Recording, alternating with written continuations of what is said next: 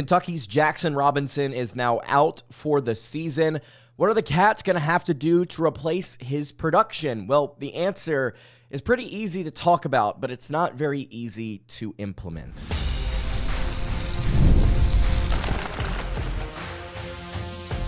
You are Locked On Kentucky, your daily podcast on the Kentucky Wildcats, part of the Locked On Podcast Network, your team every day. All right, what's going on, Big Blue Nation? Welcome on into Locked On Kentucky, your daily Kentucky Wildcats podcast. I'm your host, Lance Dawe, and on today's episode of Locked On Kentucky, we are going to be discussing Jaxson Robinson's season-ending injury. What are the Cats going to have to do without him to replace his production? Also going to preview Kentucky basketball's matchup with the LSU Tigers, and then to wrap up the show, we got some interesting news coming out of Lexington surrounding Kerr Kriisa and his potential future eligibility. Today's episode is brought to you by FanDuel. Right now, new customers can get $150 in bonus bets if their first $5 bet wins. You can head over to FanDuel.com to get started. Thank you guys so much for making Locked On Kentucky your first listen every single day. I want to remind everyone out there that we are free and available on all platforms. And if you are watching on YouTube, I would greatly appreciate it if you subscribe to the show. And if you were listening on podcast, I would also appreciate it if you subscribe there as well. All right, let's go ahead and get into it. So in case you did not see the news coming out of the Kentucky-Auburn game, which was such an upsetting game for a variety of reasons, the worst news, I think, came from Mark Pope directly in the post-game press conference, letting everybody know that Jaxson Robinson did, in fact, suffer a season-ending wrist injury against Oklahoma. They had done so many different things to try and keep him healthy for the remainder of the season. They knew he was going to have surgery at some point. They tried injections. They tried the wrap that he had on his wrist, and then he fell on it at Oklahoma. They took him out of the game, and that was it. And they knew, according to Pope, that at the end of the Oklahoma game, everyone knew, he's done. He's not going to play again this year.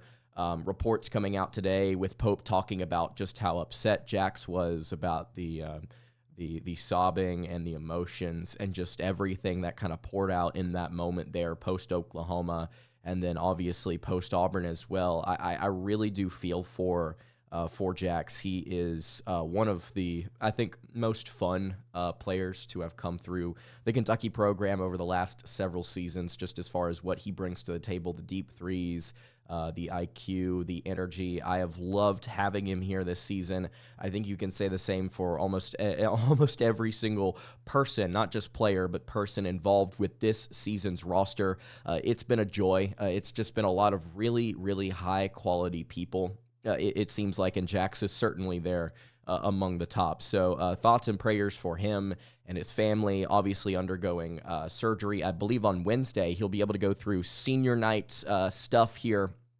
on Tuesday night whenever Kentucky faces off against the LSU Tigers. But I really do feel for him. I think that kid's got an NBA future if he can put things together health-wise, and I think that is the goal and the hope. So prayers to him. Again, prayers to his family, prayers to the team.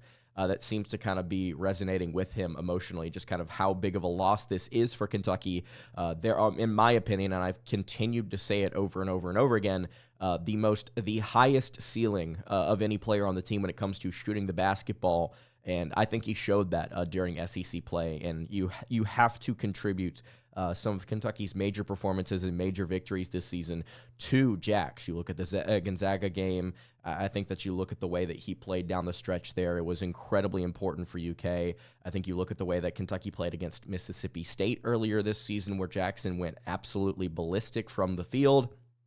He has been a great player, and I wish him nothing but the best. And obviously, he gets to experience the next few weeks still with the Kentucky Wildcats, at least being a part of the team. So I'm excited to have him, and I'm excited to see how he on the bench can kind of continue to give energy, much like Kerr Kriisa has throughout the course of the season while he's been injured. And we'll get to Kriisa later on in the show because there is some really, really interesting news coming directly from Pope, actually, about his future eligibility. So the question heading into this episode was, what will Kentucky do without him? What will they do with the loss of their second leading scorer and one of the better players on this team in terms of explosiveness and ceiling? Well, I think that the answer is very easy to say, in my opinion, but it's very difficult to implement. And I think the Auburn game was a really good indication as to why it may be difficult.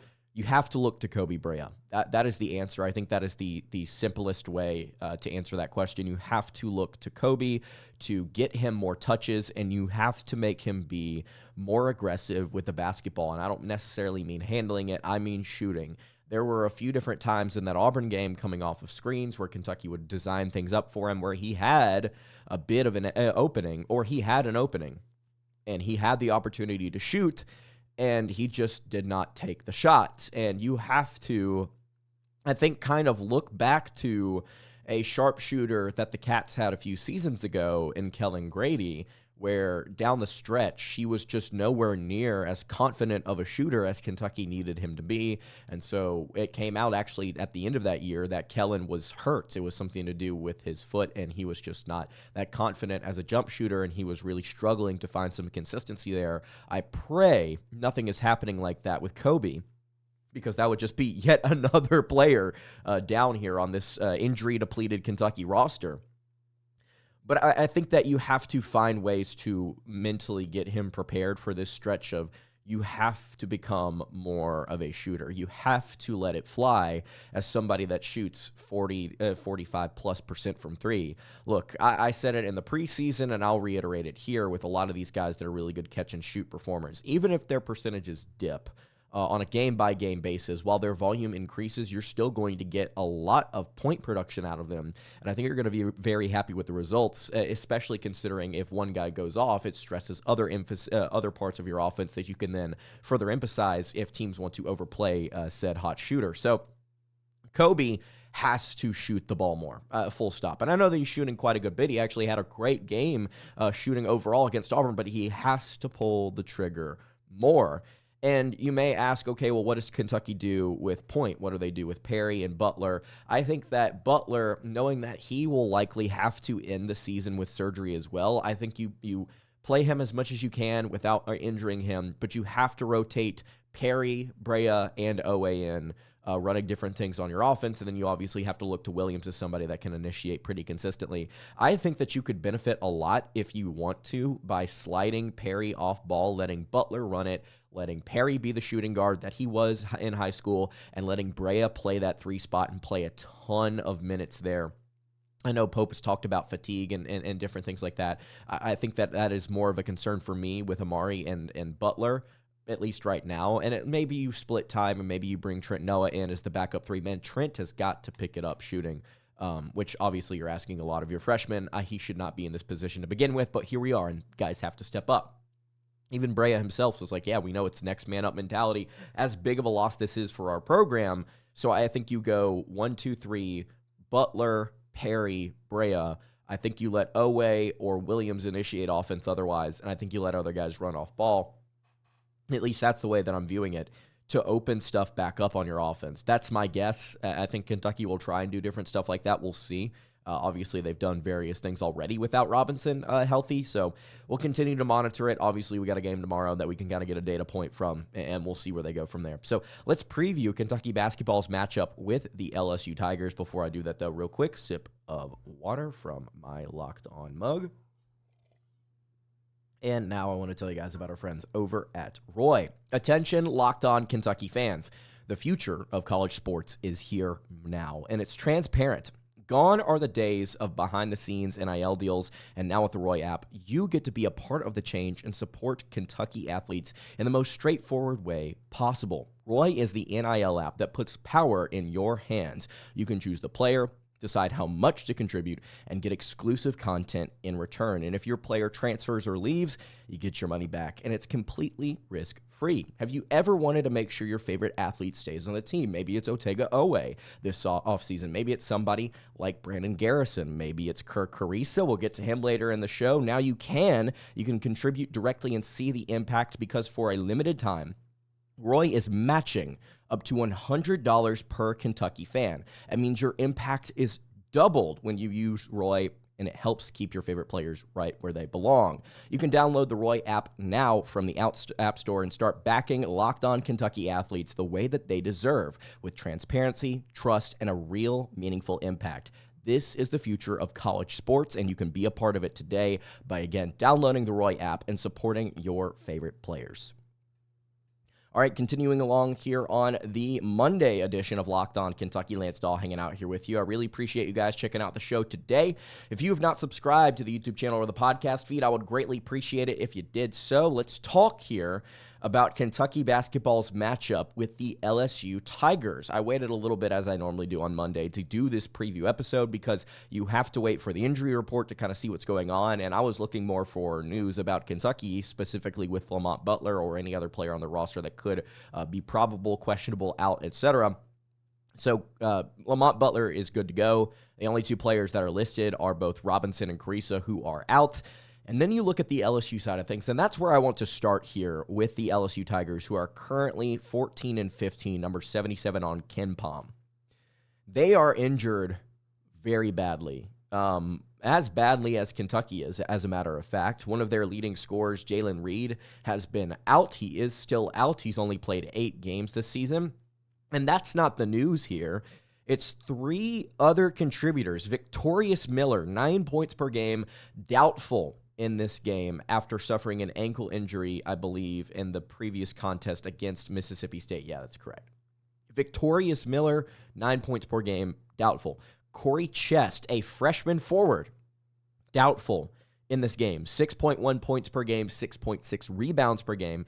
And I believe it's Digi Bailey, or G. I don't know how to pronounce his first name. It's DGI. Very interesting first name. He is listed as probable at 8.4 points per game, 4.3 rebounds per game. So Miller and Bailey are actually two players in their most common 5 that they put out there over the last 5 games. So they are 2 of the most utilized player over the last 5 contests.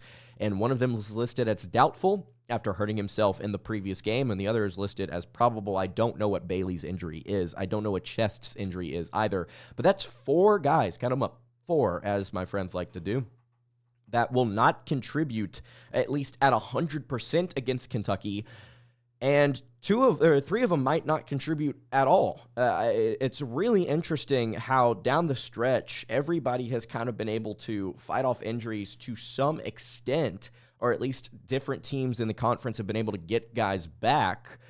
But you look at teams like LSU, like Kentucky, they feel snake-bitten in a way. I think that's a very fair way to put this. So LSU coming into this game, having lost 3 straight, they're 3-13 in conference play, will be without, obviously, Jalen Reed, who is a big-time player for them, I believe, last season, and then 2 different players that are doubtful in Miller and Chest. Bailey, will see what happens with him. Statistically, if you want to look right now, this LSU team is just not very good, especially on offense. They are a poor 3-point shooting team, and they like to take outside shots. They do not distribute the ball very well. Their leading assist man averages 2.4 assists per game, 2.6, excuse me. We'll get to him as an X factor in a moment. But they turn the ball over. They don't turn opponents over. They don't grab boards very effectively, especially so in conference play. Defensively, they do a decent job statistically at various things that aren't rebounding and creating turnovers, much like Kentucky. But if you get to their conference statistics, much like the Cats, you start to see a major fall off in production. This team, again, likes to take threes, but they are really bad at making them. But one of the guys that does lead the way and does a really good job of making outside shots is actually Cam Carter. Cam Carter has been a phenomenal guard for the Tigers so far this season, averaging 16.9 points per game and 2.6 assists per game, which again leads the team, shooting 39.6% from 3 and 43.7% from the floor. At 6'3", he is a 190. He's a decently sized PG, more of a scoring first type point guard, obviously. But he's been super fun to watch in contributing against some major competition so far this season, I might add. He is somebody that Kentucky is going to have to keep an eye on. You look to his 24-point performance against Auburn earlier this season, where he went 5 of 12 inside, 2 of 2 outside, hit 8 free throws, also had 6 rebounds, 2 assists, a block, and a steal in that game. It was the only reason it was competitive down the stretch against the number 1 team in the country that Kentucky just got blown out by. So Carter, I think, is your X factor here as somebody that you have to look to. Somebody else that I think we should go ahead and note that's going to get a lot of run in this game, especially if Bailey and Chest are not as healthy as the injury report indicates, is Damian Collins. As we all remember, Collins, who transferred out of Kentucky a few seasons ago. He's been at LSU for 2 now. He has been a really solid shot blocker for them over the past 2 years, very much so this season. Super efficient shooting the ball. He is shooting 67.9% inside the arc. He's got a decent foul line rate as well. He doesn't turn the ball over a ton whenever he does have it, and he's utilized on a decent amount of possessions. I think he's going to be asked here against Kentucky's front court to do a lot, and I know that there has been some bad blood with different players that have transferred out, at least amongst fans. You hear the booing at the Arkansas game. You hear the booing at the Ohio State contest as well. I think that almost every person watching this show, I would like to think every person that does consider themselves a Cats fan would go out and show Collins as much support as possible tomorrow, because of the things that he's had to deal with in his past, some of the things that prompted him to leave the Wildcats, if I'm not mistaken. You don't quote me on that part, but man, it's been a rough go for Collins over the past several years of his life, and I think that he deserves some praise and some respect tomorrow whenever he does enter Rupp Arena again. I think that he's a great kid, a great player. I think that LSU obviously has leaned on him at various points this season pretty seriously. I think you look at that Arkansas game as well, where he had a phenomenal contest against the Hogs. Another person, much like Jax, where I have nothing but respect for, and I wish him the best. So, yeah, Cam Carter, I think, is your X factor here. You also look at Damian Collins as somebody that may get a larger role in this contest. And then the X factor for Kentucky, I think, is once again Amari Williams. Why? Well, if you want to go look at LSU right now and look at their roster, they do not have a single contributor that is listed at over than 220 pounds. The only player that was Jalen Reed at 6'10", 240. And he's not played hardly at all this season, only 8 games. And I think he hasn't played since December. So I think that that's a matchup that you simply have to take advantage of. Obviously, Garrison could be a major factor here. Carr could be somebody that you look at as well. But I think Amari, because of what he brings you, both on offense and defense, he's got to be somebody that steps up here and makes some big-time plays. Here's the final note that I want to have before I get to keys to the game real quick. Evan Mia, great analytics website. He has a rating on his team's page that shows you how good teams are versus opponents that are better or worse than them. So a larger red bar means that you punch above your weight class. Whenever you go against competition that's better than you on paper, you play better than you normally do, or at least relative to teams that you play that are worse than you. You kind of punch above and you punch below whenever you play worse teams. And a negative blue bar means that you are what you are against teams that are either the same quality as you or worse, but whenever you play teams that are better than you on paper, you get destroyed. LSU is the 9th worst team in the nation versus opponents that are better than them on paper. So that's kind of where I'm leaning in this game. I'm going to go ahead and give you my final score. I think this Kentucky wins this one. I think they win at 82-73. I think that's the final score. Line's at like 12.5. If somebody like Bailey is able to go, and LSU, who I think their only redeemable factor statistically is the fact that they shoot a pretty decent percentage from inside the arc. I think that will keep them at somewhat in this game. I think it'll allow them to cover. I think Kentucky will be up by enough at the end of the game where it doesn't really matter. But keys to the game here, I don't think Kentucky, I think they need to make sure they don't turn the ball over. Don't do that crap that you pulled against Auburn again, or I will lose my mind. Obviously, me losing my mind has no cause of anything that Kentucky could do post my freak out. But just for the sake of all of us, please don't do that again like you did against Auburn. I think you have to protect the rim. Again, 55.7% is what Kentucky's shooting on the season from 2. You have to make sure you control that. This is a team that will give you gravity from 3, but I think the rim is where you live and die here. I think you have to make Brea shoot the ball. Make him shoot the ball, man. And whatever you have to do to get him open, make it happen. And then I think the final thing here, I think you have to grab second chance boards. LSU is last in SEC play in offensive rebound percentage, giving up 37.3%. Jeez. on the season, again, against SEC competition. So don't turn the ball over, protect the rim, make Brea shoot, grab second chance boards. I think that will be the recipe for success in this one against an injury-depleted roster. Both of these teams dealing with a lot of different injuries. And speaking of, pause for water, one of those injuries that Kentucky has in Kerr Kriisa, he could come back next season. Like, it's officially on the table. And Pope talked about it. We'll discuss it here in just a second. Before we do it, though, I want to tell you guys about our friends, of course, over at FanDuel. When the game tips off, the NBA action is just getting started, and there's no better place to get in on it than with FanDuel, America's #1 sportsbook. With FanDuel, you can place live bets throughout the game, so even if you miss the opening tip-off or want to bet on a fourth quarter comeback, you can stay in on the action. If you're looking for a bigger payout, you can even combine your live bets into a same-game parlay. I've really enjoyed using FanDuel's live betting feature. Keeps me in every single moment of the game, keeps it exciting, whether I'm backing my team, I'm trying to pull for a late rally from another one, I'm picking a player to hit a clutch shot at the end. I never really feel like I've missed my chance. Plus, the app is super easy to use, and when you win, you get paid instantly. Right now, new customers can get $150 in bonus bets if their first $5 bet wins. Pretty sweet deal. Just head to FanDuel.com to join today. That's FanDuel.com for your shot at $150 in bonus bets. You can make every moment more with FanDuel, the official sports betting partner of the NBA. All right, continuing along here on the Monday edition of Locked On Kentucky. So let's get to the news surrounding Kerr Kriisa. So Kentucky posted about this on socials. I saw it on Twitter, where they went to a restaurant in Lexington that hosted the seniors with their families on the eve of senior night. Really cool moment.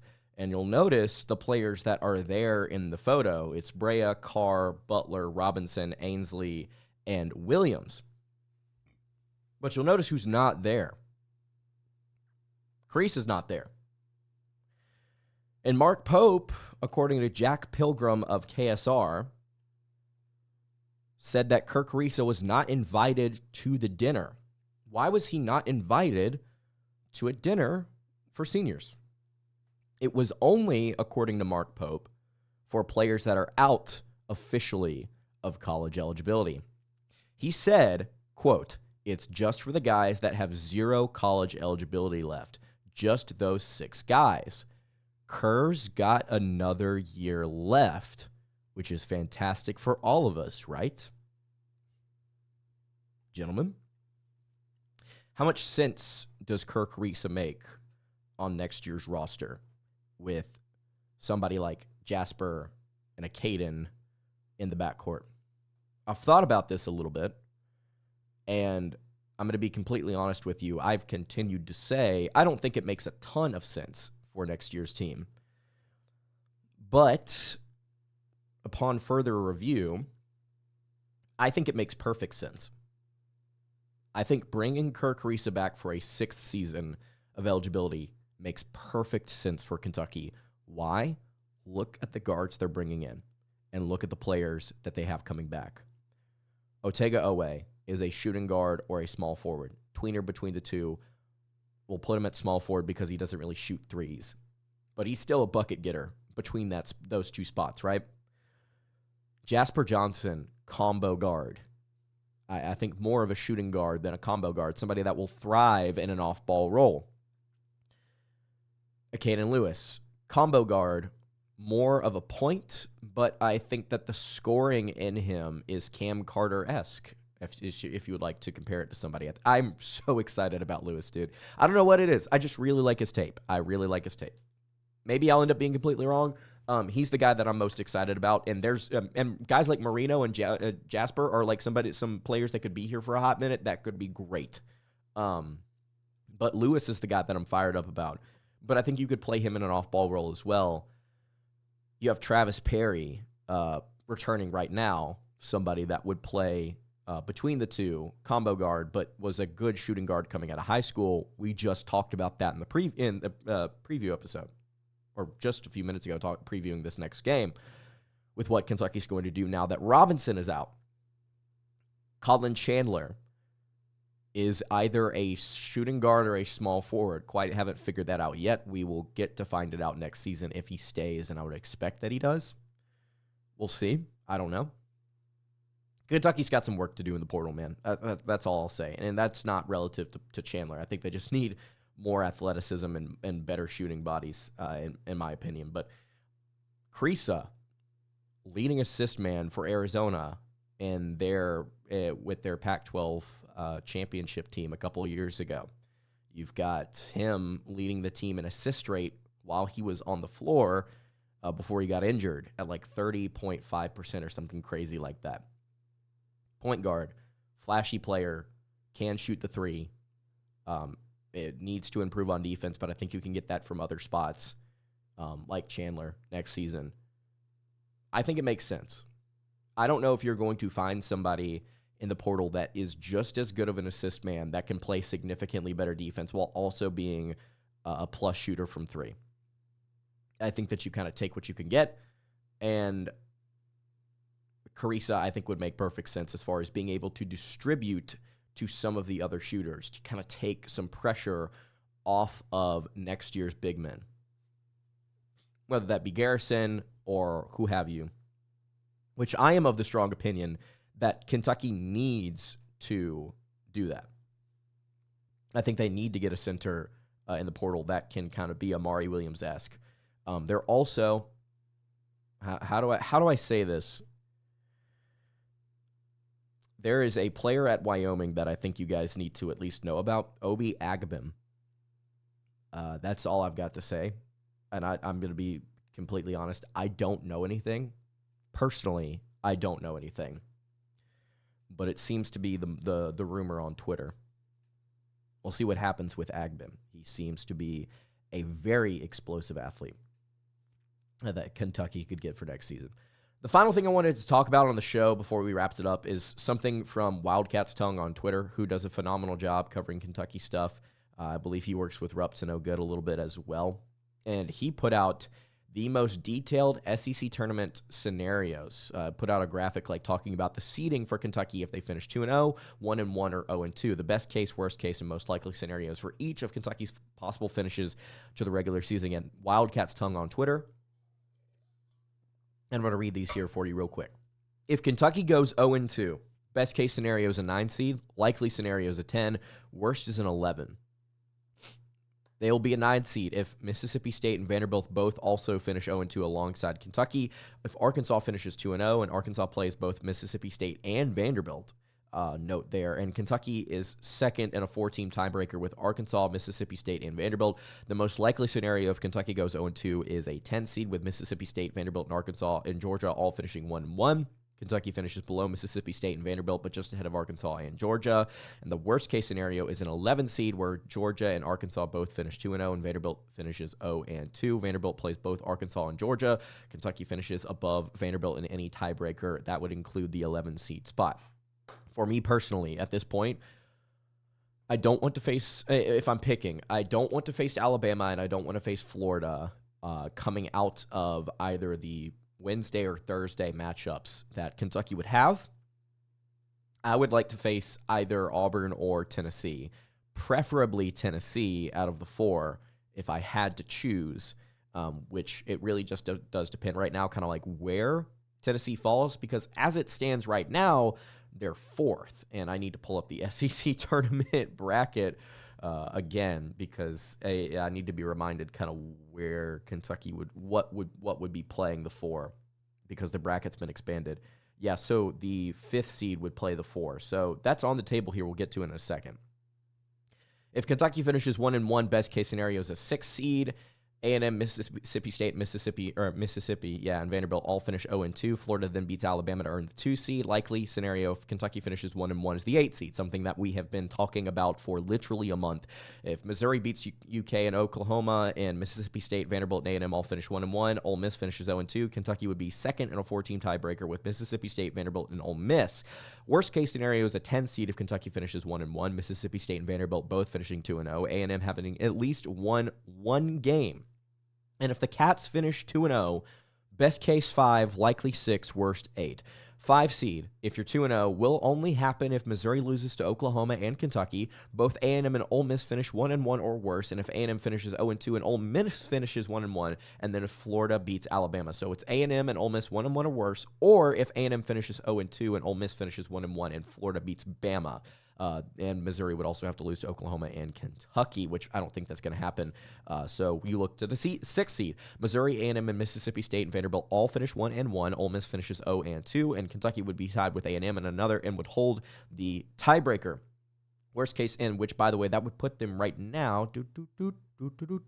It would have them playing as the 6th seed. They would play against the 14 or the 11. They'd play the 3 seed, which in this case currently would be Alabama. But we'll see if Tennessee wins their next game here against Ole Miss, which I think would play into the scenario there. Then Tennessee would hold the tiebreaker over Alabama, and then they would be 3rd, and Kentucky would play them as the 6th seed. The worst case scenario, that would be the 8th seed. Missouri beats Oklahoma, and A&M and Ole Miss both finished 2-0. So goodness gracious, you can finish between a 5 and an 11. Thank you so much to Wildcats telling you to go follow him on Twitter. I would strongly encourage you to do so. And that's going to do it for today's episode of Locked On Kentucky. Hey, you can follow the show on Twitter at Locked On UK. You can follow me on Twitter at @LanceDawe_ and follow the show over on Instagram. That is at Kentucky Podcast. Any questions, comments, concerns, you can leave those in the YouTube comments below. I will hit you on the socials, and I will see you all tomorrow for another episode of Locked On Kentucky. Have a great rest of your day, and God bless.